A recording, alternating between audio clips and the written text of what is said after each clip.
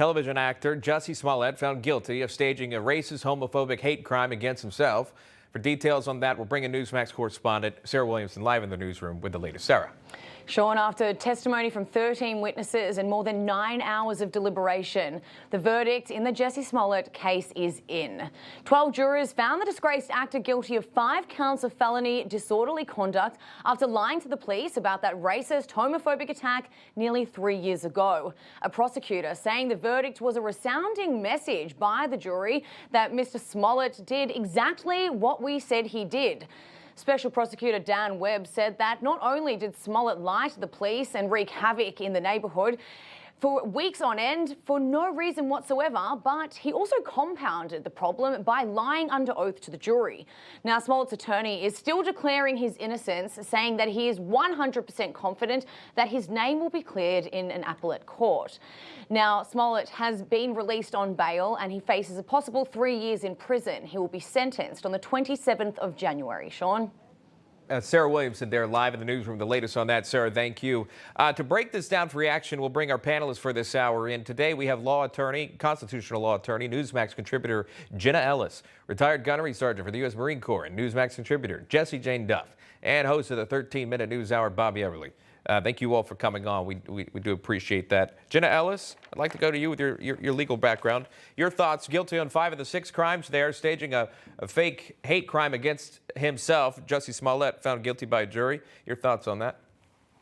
Well, obviously, it was the right verdict, and anyone who's been following this case since the beginning and seeing the facts as they've come out have seen that the jury of the American people are the justice system. And I'm really encouraged, Sean, that we have seen the right verdicts now in the Kyle Rittenhouse case, in the Ahmaud Arbery case, and now here in the Jussie Smollett case. And so instead of having hyper-partisan politicking and judicial reform and all of these things, which of course we can contemplate, the great thing here is that juries are not buying into the mainstream media partisan politics. They're actually looking at the facts, looking at the evidence, and I think all of these verdicts were clearly the correct ones.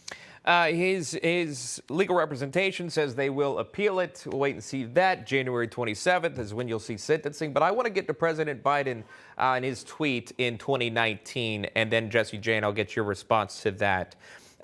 Because you remember how media covered it. You remember how our representatives have covered it in the political realm, if you will. President Biden tweeted this in 2019. He said, "What happened to Jussie Smollett must never be tolerated in this country. We must stand up and demand that we no longer give this hate safe harbor, that homophobia and racism have no place on our streets or in our hearts." We're with you, Jussie. Kamala Harris, Vice President, also tweeted something out as well. Jussie Smollett is one of the kindest, most gentle human beings I know. I'm praying for his quick recovery. This was an attempted modern-day lynching. No one should have to fear for their life because of their sexuality or color of their skin. We must confront this hate.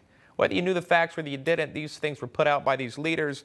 Clearly, things have changed according to the justice system. We haven't seen any tweets correcting anything yet, Jessie Jane Duff.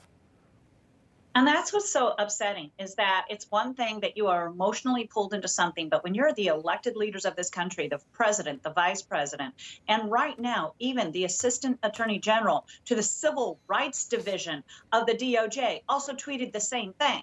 They all were empathetic, saying that it was homophobia and it was racism.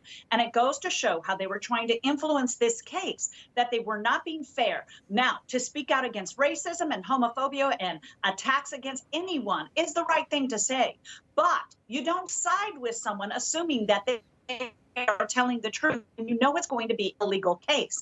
That in itself shows the prejudice in which they already have in their hearts, and that the assumption was that MAGA supporters would put a noose around this man's neck and be so abrupt at 3 a.m., 2 a.m., at 30 degrees in Chicago. The logic of it on its face was something to be questioned. But it's really upsetting when we see elected leaders not backtrack and say, we were wrong in this, and we need to ensure that all justice is blind and the scales are equal going into the courtroom. But instead, they stand by their own words. Yeah, polar vortex at the time of that weekend. Many remember covering that. Final thoughts, Bobby Eberle, on this.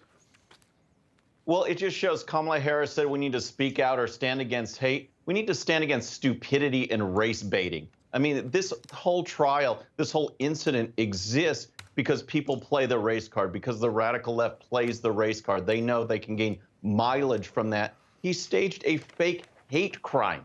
It's just outrageous. But as our panelists, as Jenna and Jessie Jane said, I mean, it's out there. The media will jump on this. The elected officials will jump on this, and they never backtrack. They never say, I'm sorry, I was wrong. This has to stop.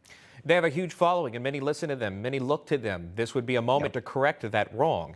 Why hasn't Twitter suspended them either for misinformation? You know, if this were a conservative, that would totally happen. You just watched Newsmax TV, America's fastest growing cable news channel, now in more than 70 million homes. You can get Newsmax TV on your cable system or check your cable guide. And if your system doesn't carry Newsmax, call them, tell them you want Newsmax TV, because we're real news for real people.